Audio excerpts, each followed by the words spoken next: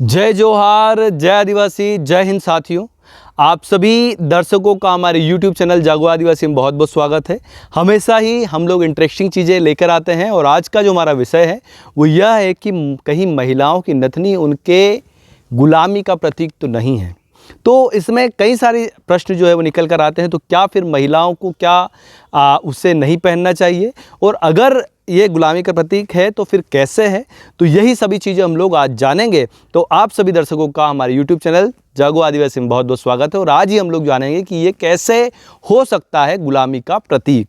अगर हम लोग देखें हमारे भारत देश को, तो भारत देश में हमेशा ही जितने भी धार्मिक ग्रंथों की जो रचना हुई, जितने भी पुराणों की जो रचना हुई, जितने भी बड़े बड़े महाकाव्यों की जो रचना हुई, वो सभी की सभी पुरुषों ने इसका निर्माण किया था।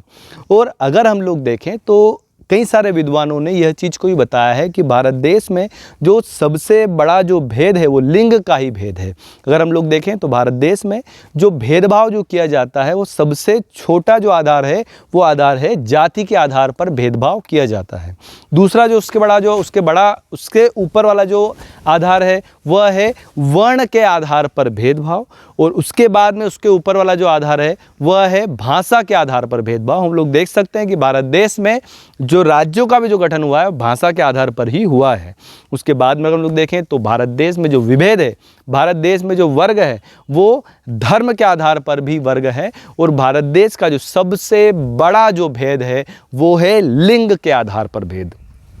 अगर हम लोग देखें तो हमारे भारत देश हमेशा ही पुरुष प्रधान रहा है और हमेशा ही अधिक अधिकार जो है पुरुषों को ही दिए गए हैं। अगर हम लोग देखें तो कई सारे उपवास जो हैं वो हमेशा ही महिलाएं रखती है पुरुषों के लिए, लेकिन पुरुष कभी भी कोई भी उपवास जो है वो महिलाओं के लिए नहीं रखता। अगर हम लोग देखें तो हमेशा ही महिलाएं जो है वो पुरुषों के पैर लगती है, लेकिन कभी भी पुरुष जो है वो महिलाओं के पैर रखने का उल्लेख कहीं पर भी नहीं मिलता। अगर हम लोग देखें तो हमारे समाज में हमेशा ये कहा जाता है कि महिलाओं को घर का कार्य करना चाहिए और पुरुषों को ही सिर्फ बाहर जाकर कार्य करना चाहिए और घर के लिए पैसा लाना चाहिए। तो यही चीज़ें हमेशा देखने को मिलती है। और हमेशा ही अगर हम लोग हमारे घरों में भी देखें तो हमेशा ही जो प्राथमिकता दी जाती है वो घर के पुत्रों को ही दी जाती है, घर की पुत्रियों को या फिर हम लोग बोल सकते हैं घर की बेटियों को अधिक अवसर नहीं दिए जाते हैं पढ़ने के लिए।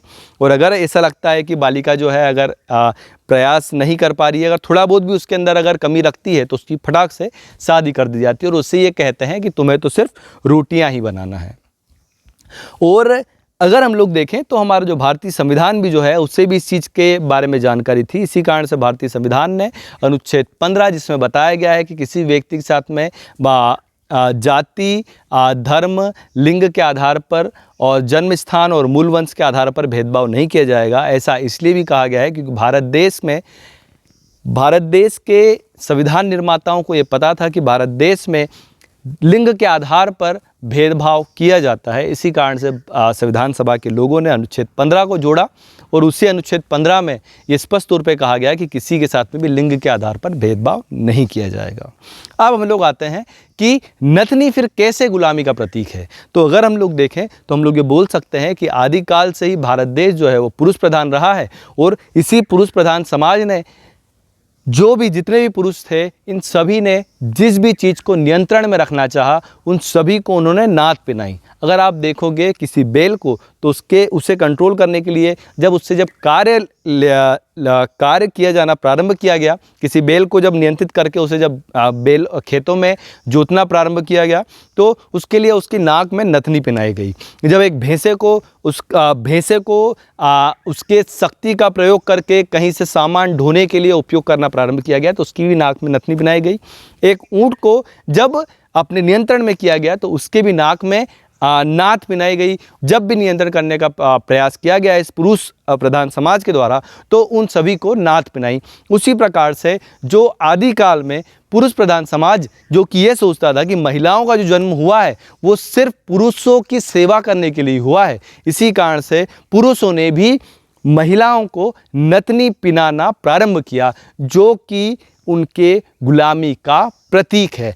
ऐसी बातें किताबें कहती हैं जिन किताबों का मैंने अध्ययन किया है।